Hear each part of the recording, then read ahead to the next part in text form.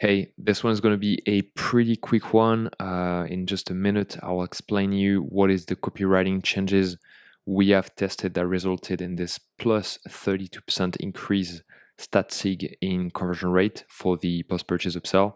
Actually, I've got the two variants right here. I'll show you right after. But yeah, just wanted to say that I've been posting a lot on LinkedIn this year. I'm starting to post again on Twitter now. So if you want to follow me there, I've got the post here about this specific copywriting change and the results right here. So if you want to check this out. But yeah, back to this. Just want to say that for context, we've been testing this offer for a long time now, and we reached 8%, then 10%, then 13%, and we've been plateauing at this like 13.5% for month. And we've literally spent the entire Q2 testing over and over again, like iterating on different aspects of that offer, until we recently just finally cracked the code. So at first we tested obviously the different products, because when you do post-purchase upsells, the upsell, like the product you're showing, has to match your front-end offer. It really depends. If you have a high AOV, a low AOV, you need to adapt the upsell, post-purchase upsell strategy accordingly. Now we're using after-sale with this brand, and in terms of customization and everything we can change in here. We've got the offer. Obviously, we've got the discount price. That was like the thing we tested last year, and you can also play on the urgency, and obviously on the layout and the copywriting. And copywriting is something we've left a little bit aside until now. We really focused on the offer and the discount, and now we really worked on copywriting. And what we try to do was to frame, so I'll show it to you now. This is what you have when you create a post-purchase offer in after-sale and in many post-purchase apps. So you get something very generic. Jane, before you go, why not add one of our bestsellers? Your order is confirmed, but this limited time offer will end in 3 minutes. This kind of feel like you're just trying to push people to buy more, and they will feel it this way. And the good thing with copywriting is that you can frame differently either the way people perceive your offer, but also you can frame the situation differently.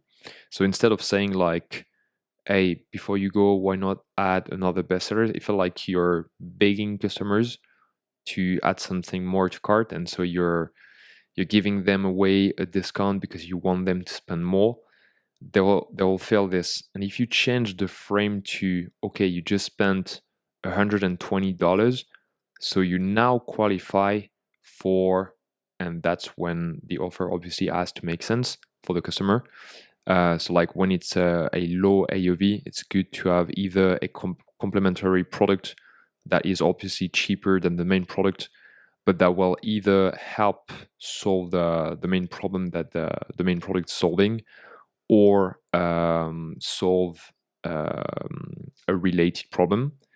But if you have like a higher AOV, very often you can offer more of the same product, or you can offer additional, also like complementary product. So it's important that it matches what you have in the front end offer. But what I wanted to say in here, if you change the framing to you're giving away like a specific offer to the customers, to people unlocked a specific offer because they spent that much of money on the store, that changes everything. So we changed the headline from Jane, before you go, why not add one of our bestsellers, to you order qualify for one exclusive reward. So it now feels like you're part of the club, you unlocked something exclusive. And then instead of having your order is confirmed, but this limited time offer will end in 3 minutes, choose any of our best-selling essentials below at up to 40% before we start to prepare your order. here you have the justifications. It's just like when you have an offer, it's always better to have, summer sale or like something that justify the sale. If you just say minus 40% off site-wide without justification, it doesn't make sense in people's mind. But if you have, Black Friday, July 4th, like whatever that justify the sale, for people, it makes sense.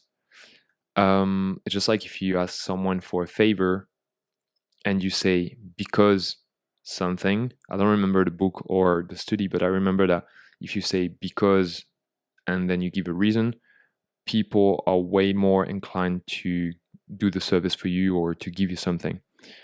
And then, choose any of our best-selling essential below at up to 40% off before we start to prepare your order. So you see, like, pretty simple and yet massive results. I was actually quite shocked that we got that good results. But so now, obviously, and that was something I wanted to say in the video, is that once you find an offer that is working in your post-purchase upsells, you shouldn't leave it like this, and you should always keep iterating on the variables you haven't touched yet. I'm saying this if you have the bandwidth to test, obviously, because if you're a small brand, then it wouldn't make sense. But if you have a lot of traffic like this brand, then you should definitely keep testing, keep iterating on the different variables until you can, get such results. And now I'm very confident that if we keep iterating, because I'm sure like we can do even better than this. And you can subscribe to my YouTube channel, follow me on Twitter, and once I find like new iteration that work even better than this, I'll probably share the results online. So let's keep in touch. And I think that's it for this video. But I think that motivated you to test again your post-purchase upsells. I'll leave you with this, and I'll see you in the next one. Cheers.